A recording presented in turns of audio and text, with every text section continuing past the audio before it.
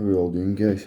Going to tie a trout fly here for you this evening. It is the Bibio hopper Muddler. Hook that I'm tying on is a hook-kamasan B175, size 12, black uni tying silk. Just tied onto the hook there, about 4 mil back from my eye, and I'm going to catch on a piece of medium silver wire, catch it on the side, and I'm going to tie it on down the shank. So all the way down to there, just by the hook point.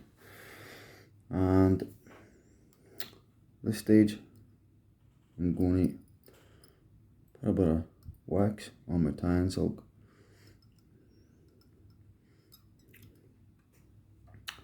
and I'm going to dub on my body. First part of the body is just a piece of tiny wee pinch of black ice. The only reason I would normally use just plain black. The only reason I'm using black ice is because I haven't got any plain black. The black ice just adds that extra wee bit of sparkle. And then I'm going to dub on the red spot in the middle of the Bibio. That's the famous trait of the Bibio, the red spot in the middle of the fly. So I'm going to dub that on directly below the black ice. Sometimes I find that if you wet your fingers, it just takes a wee bit better.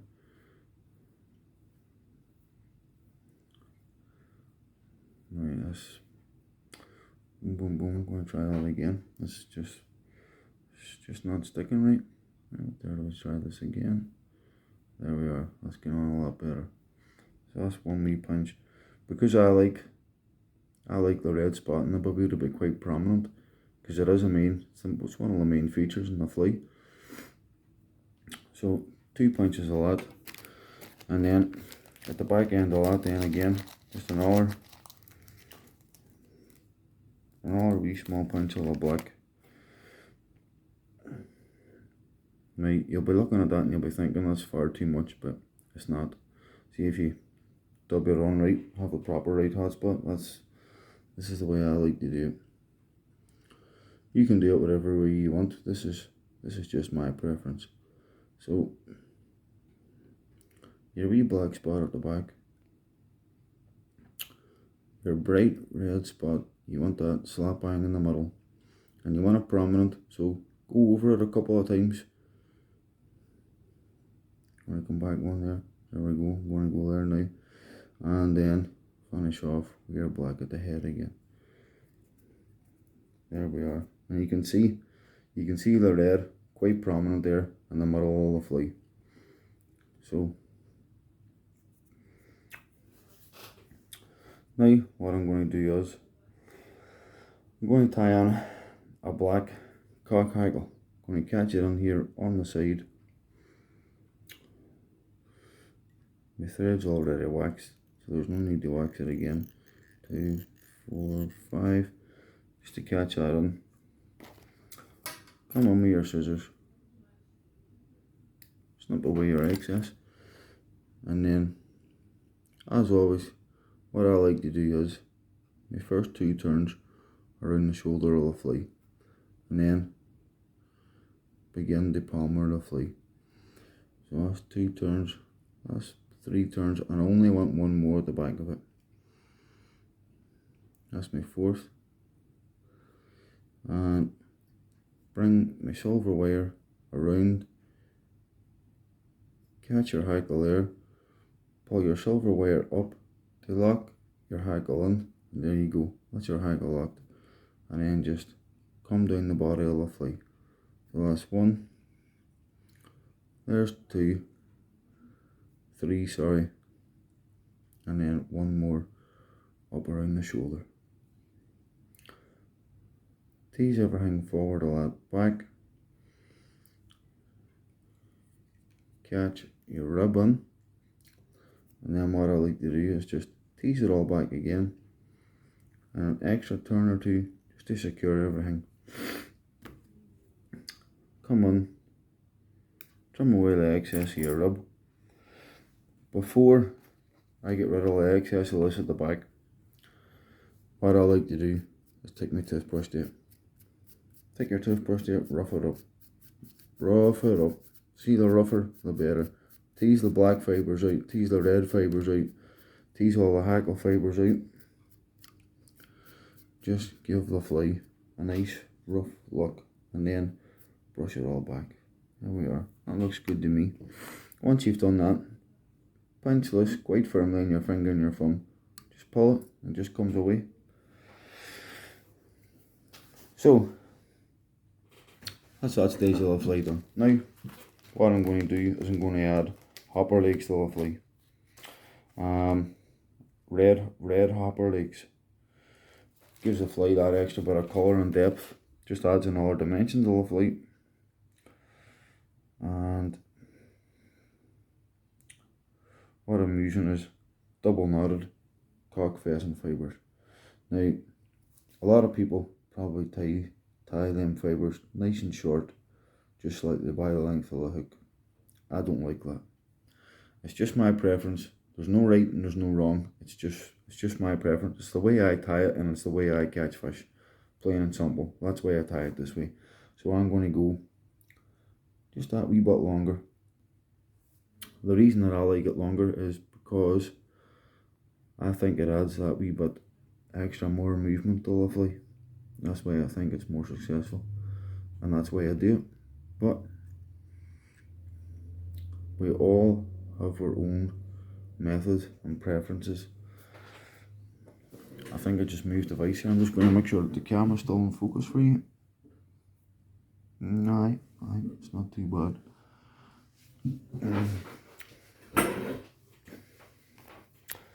As I say, we all have our own preference and our own methods of doing things. So we do, and this is just my preference. So I've put 3 on one side, which is my side. I'm going to put 3 now on your side. Catch them in. And listen, you don't need to be particular about these. Just get them tied in. Don't be worrying about having to have them sitting a certain way. Just get the 6 legs tied in. That's it. Just make sure you match up the length on one side the same way that you've done the other side. So just 1, 2, 3, just to secure that. And then have a look, see how they're sitting. Make sure you're happy with it. I'm happy with that. So what I'm going to do now, come on with my scissors. I'm just going to trim away the excess, and then I'm going to tidy that up, put a base down for putting my muddler head on. Have a wee look, make sure you're happy with everything, and I'm happy with that. Nice, rough, ready to rock and roll. Now for the hard part, the muddler head. I remember when I first started out tying flies, Jesus, I hated tying muddlers. So I did. It was always quite intimidating and quite daunting. See now, it's one of my most favourite flies to tie. So it is. Number 1, they're so effective. So they are really, really, really effective. And number 2, once you get that idea out of your head that they're hard to tie and that everything needs to be perfect and all the rest of it and blah blah blah, get that idea out of your head. They're not. Muddlers aren't hard to tie, and the muddler heads do not need to be perfect. Believe you me. And I'm going to demonstrate that to you right now. The way I'm tying this fly for you right now is the way I fish it. This is the way that this fly goes in my box, and I can guarantee you I fish these with the utmost confidence. So, nice bunch of deer here, nice thick bunch. and we're just going to sit it on there. That deer hair will form a nice hackle for me. I'm going to take my finger and my thumb. I'm going to pinch the deer hair here just to hold it in place, and two very loosely turned wraps just to hold it. Now, the closer you trim this deer hair to the eye of the hook, the tighter your muddler head is going to be. So if you want it nice and tight, trim it right at the eye of the hook. I'm going to trim it just a couple of mil forward of the eye of the hook. I'm going to trim it there. So I'm about 2 to 3 mil forward of the eye of the hook. And this is where the magic happens. You watching? Let it spin. Wrap it. Let it spin, let it spin, let it spin, let it spin. And you can see that there. Right, see that deer here? I've got that off a man called Gary Ballantyne. He stays away up in the north of Scotland. I've been tying flies for a long time, and I've been looking for decent dyed deer hair for a very long time, and it's very hard to come by because a lot of people and a lot of companies use bleached deer hair. Gary doesn't. Gary does all the dyeing himself, and he does it as a hobby. The man could probably run his own business doing this. He's a genius. He's a genius when it comes to dyeing deer hair. So he is. The best I've came across. Hope I've not. Let me just check if I pulled that out of focus for use. Alright. So, anyway, as I say, if you're looking for any dyed deer hair, you'll find Gary on Facebook. Gary Ballantyne. Stays in the north of Scotland. Give him a message. The man's a genius. Look, what he can do with deer hair and dye is brilliant. I can assure you one thing, I'll never ever go anywhere else again for deer hair. What I'm doing here, folks, is I'm just working the deer hair back with my finger and my thumb, just back behind the eye of the hook, so as I can get a couple of wraps in behind it. What you can see there, you can see the hackle that the deer hair's created, plus you can see the lovely muddler head. I don't need to do any trimming to that at all. That's my muddler head done. All I need to do is work that back, wax my silk, whip finish, boom, done. That fly's ready to hit the water. And I guarantee you guys, see when you see the fish attacking this fly, oof, it can be powerful. So it really can. So as I say, I'm just going to work that back with my finger and my thumb until I'm behind the eye. And then just try and get a couple of wraps behind the eye of the hook, teasing that deer, sorry, my fingers are probably in the way there, teasing that deer hair back all the time. Once you get it back far enough, what you want to be doing is just a wee bit of wax on the silk before you whip finish. So just make sure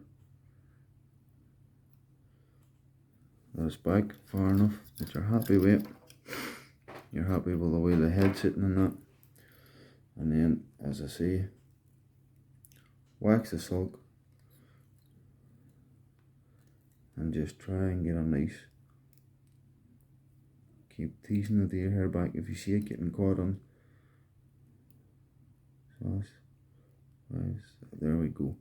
So that's 6 wraps here, waxed, whip finish, and behind the eye of the hook. And there we have it.